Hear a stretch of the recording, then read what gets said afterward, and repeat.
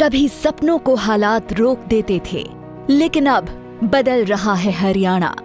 लखपति दीदी योजना ने दिया महिलाओं को नया सहारा।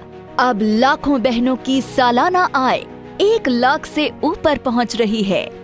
इस योजना से मैंने एक छोटा सा बुटीक खोला है, जिससे मुझे लाभ हुआ है। मैं नायब सिंह सैनी सरकार का धन्यवाद देना चाहती हूँ। ड्रोन दीदी योजना ने गांव की बेटियों को दी तकनीक की उड़ान। अब महिलाएं ड्रोन उड़ाकर खेती में नई क्रांति ला रही हैं। लाड़ो लक्ष्मी योजना ने बेटियों का भविष्य बनाया सुरक्षित। हर महीने बेटियों के खाते में 2100 रुपए की राशि सीधे पहुंच रही है।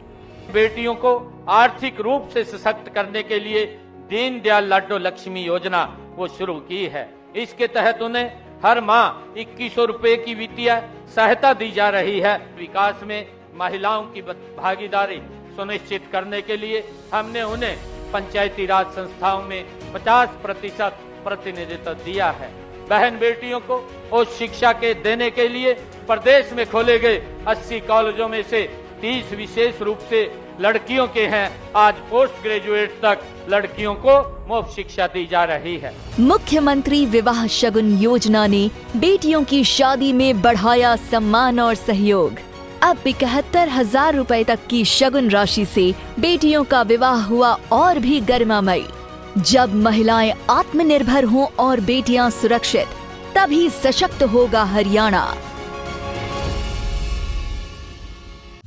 मित्रों, आज देश के एमएसएमई इकोसिस्टम में हरियाणा की हिस्सेदारी करीब 9 से 10% है। ये आंकड़े साफ दिखाते हैं कि एमएसएमई सेक्टर्स हरियाणा के आर्थिक और औद्योगिक विकास का ये मुख्य स्तंभ हैं। ये स्पष्ट इससे साफ ये आंकड़े बताते हैं।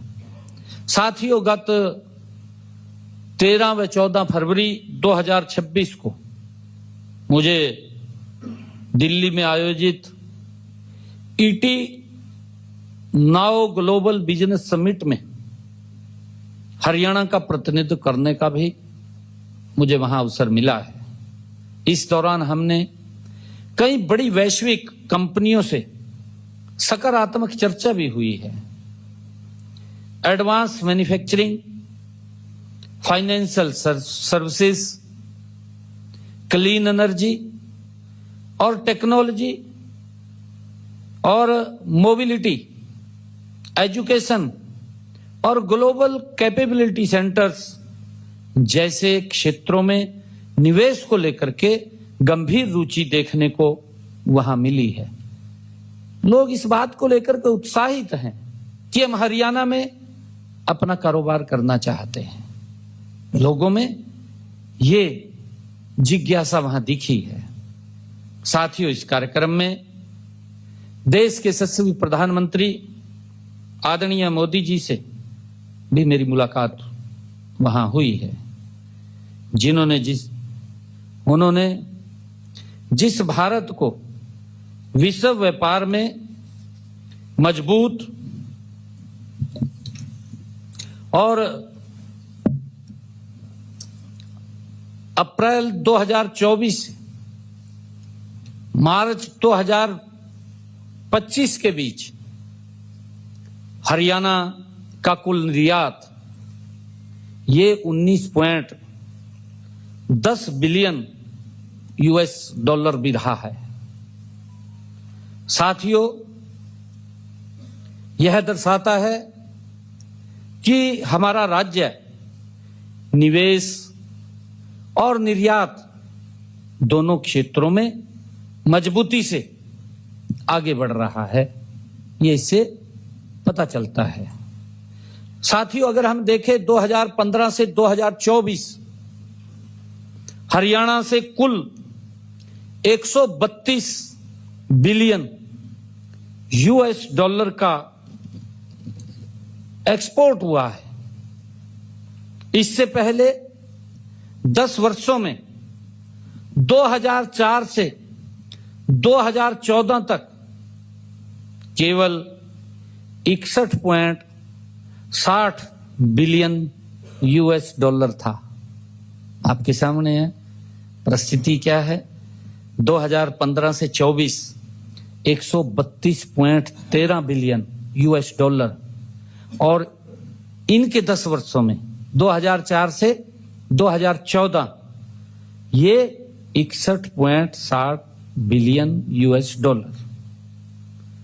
हमारी सरकार गति से प्रदेश को मोदी जी के नेतृत्व में आगे बढ़ा रही है। साथियों, 8 अक्टूबर 2025 को मेरी फसल मेरा ब्यौरा पोर्टल को हमने इंटीग्रेटेड फर्टिलाइजर मैनेजमेंट सिस्टम के साथ उसको जोड़ा है। साथियों, उर्वरक वितरण की पारदर्शिता में इससे सुधार हुआ है। इससे केंद्र सरकार को उर्वरक सब्सिडी में 709 करोड़ रुपए की, जो केंद्र सब्सिडी देता है, 709 करोड़ रुपए की बचत हुई है, जिसके लिए समस्त हरियाणा व हरियाणा वासी हमारे किसान भाई बधाई के पात्र हैं। साथियों, भारतीय रिजर्व बैंक द्वारा प्रकाशित RBI handbook of statistics on Indian states में उपलब्ध आंकड़ों के अनुसार हरियाणा में वर्ष 2014 से 16 में मात्र मृत्यु दर 101 थी। 14 से 16 ये मात्र मृत्यु दर 101 थी, जो वर्ष 2021 से 23 में ये सुधरकर 89 रह गई। कहां 101 थी, कहां 89। हमने इसके अंदर गति से बड़ा सुधार किया है। और इसी प्रकार वर्ष 2014 में शिशु मृत्यु दर 36 थी। 2014 में शिशु मृत्यु दर ये 36 थी, जो वर्ष 2023 में कम होकर 26 रह गई है। साथियों, नेशनल हेल्थ फैमिली सर्वे NFHS के तीसरे संस्करण 2005 से 6 के अनुसार 6 से 59 माह आयु वर्ग के 72.3% बच्चे एनीमिया से ग्रसित थे, जबकि NFHS 5 2019 से 20 के अनुसार यह संख्या घट करके 70.4% रह गई है।